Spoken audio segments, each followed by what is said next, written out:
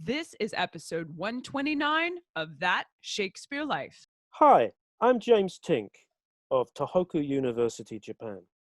Another great method for studying the life of William Shakespeare includes listening to this.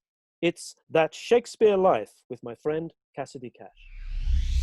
Welcome to That Shakespeare Life with Cassidy Cash. Cassidy believes that if you desire to successfully learn or perform Shakespeare's plays, then understanding the real life and history of William Shakespeare himself is a must. That Shakespeare Life is the podcast that helps you go beyond the curtain of some of Shakespeare's most iconic works and explore the world of early modern England as Shakespeare would have lived it, learning from the writers, historians, and performers who know it best. And now, here's Cassidy. Society in Elizabethan England is well known for being divided up by class. There were workers, peasants, aristocracy, and even a kind of middle class. But what was the definition of a laborer? When it comes to exploring the roles of characters like Ariel and Caliban in Shakespeare's Tempest, it's important to understand the 16th century mindset towards labor.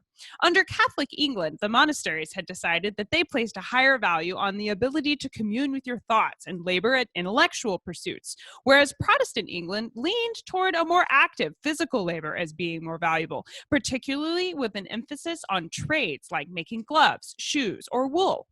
The practical aspects of everyday life in England, like food to eat, houses to live in, and clothes to wear, were all built on the value of craftsmen, tradesmen, servants, laborers, and what Henry V might have called England's yeomen.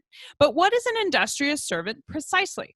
Can we recognize one when we see them on stage? What are the appearances, actions, or conditions of a servant for Tudor England? And what was Shakespeare trying to draw attention to with characters like Ariel, who spends most of the play The Tempest yearning for his freedom? To explore the realities of servanthood, including where superstition overlaps with practicality to create a suspicion of magic associated with good craftsmanship, is our guest, James Tink. James Tink is Associate Professor in the Department of English Literature, School of Arts and Letters at Tohoku University, Sendai, Japan. He researches Shakespeare and early modern English literature and has recently published in volumes including Shakespeare and Money, edited by Graham Holderness for 2020, and Literature and London from 1603 to 1901, edited by Barnaby Ralph and others in 2017. He also writes on contemporary British literature and is co-editor of the essay collection Seeing Animals After Derrida from Lexington Books in 2018. His profile is at academia.edu.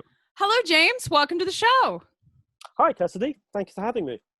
In his research, James defines the idea of a gentleman with a reference from 1583 saying, quote, "The Tudor humanist Thomas Smith had stated that he who can live idly and without manual labor and will bear the port, charge, and countenance of a gentleman shall be taken for a gentleman," end quote.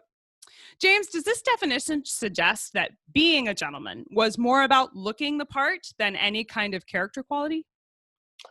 I think so. I think when Smith wrote that statement, he was possibly anxious about the fact that maybe gentlemen were not accorded the sort of honor or status that they were supposed to be using. But it's also the important word is the idea of idleness. A gentleman can be idle because he's entitled not to work through the status of honor. And it was the suspicion that people were idle who hadn't really deserved to be gentlemen that I think he was worried about. So during the time of Shakespeare and King James I, you had the rise of the so-called 30-pound knights. These were people who were created as barons or gentlemen by paying money to the king.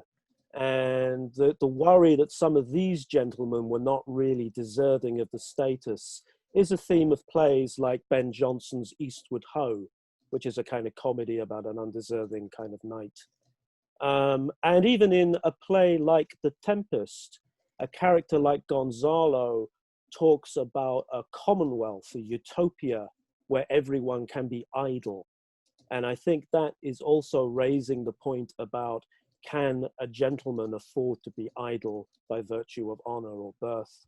Or does it actually lead to trouble, as it does in the play? Excited to see more? Subscribe today at cassidycash.com/experience to watch this entire interview, bonus archaeological footage, and documentaries, and more, all about the life of William Shakespeare. I'll see you inside.